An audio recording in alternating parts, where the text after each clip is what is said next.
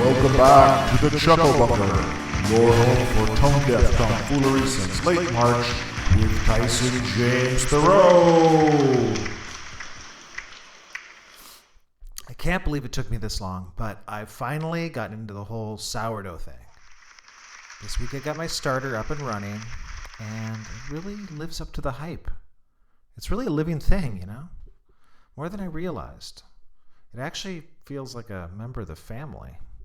And I've become a little bit obsessed with taking care of it, so I apologize if this set is a little light on comedy jokes, but, well, I guess my sourdough starter is just more important to me now. So a little backstory might be helpful.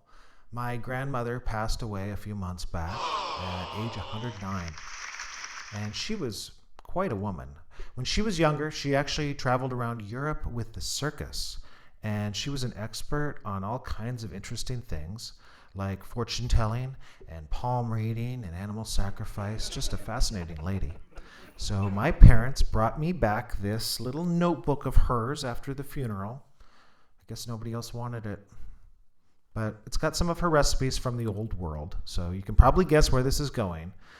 But there's all sorts of neat stuff in here. Like there's these cute little drawings, for instance. Like, see?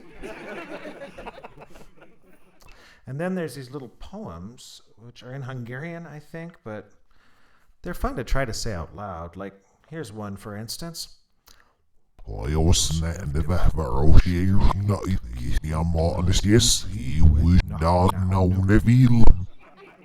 goes on like that, but you get the idea. Anyway, Ethel seems to like it. Who's Ethel, you ask? Would you like to meet her? Okay, I'll be right back. Mr. Announcer, why don't you read a word from our sponsor? Isn't it time you considered getting a velvet painting of your very own? Why limit yourself to whatever you might find in a thrift shop? Why don't you just feel the velvet painting? How about a Prince velvet painting instead of some dusty old Elvis? How about one mocking Donald Trump? So many options are available at the Feel the velvet painting Shop and See. Or if you've got an idea, this guy will paint anything you want. He's that desperate for cash. Just ask him at Feel the velvet painting .com. Trust me, you'll love it.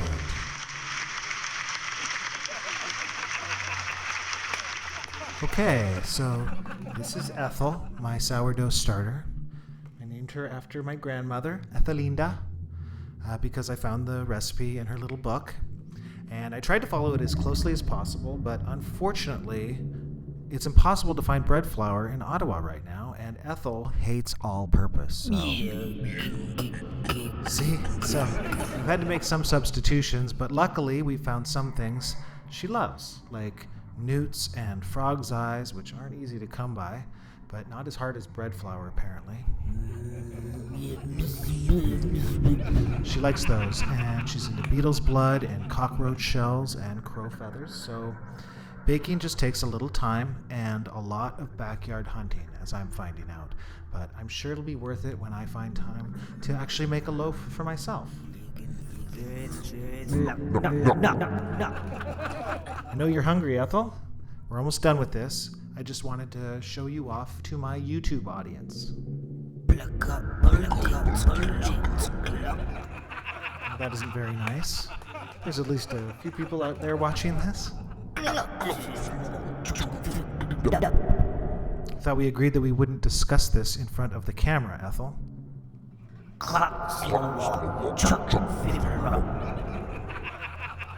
Told you I'm working on it, but I'm only one person and we have to be careful.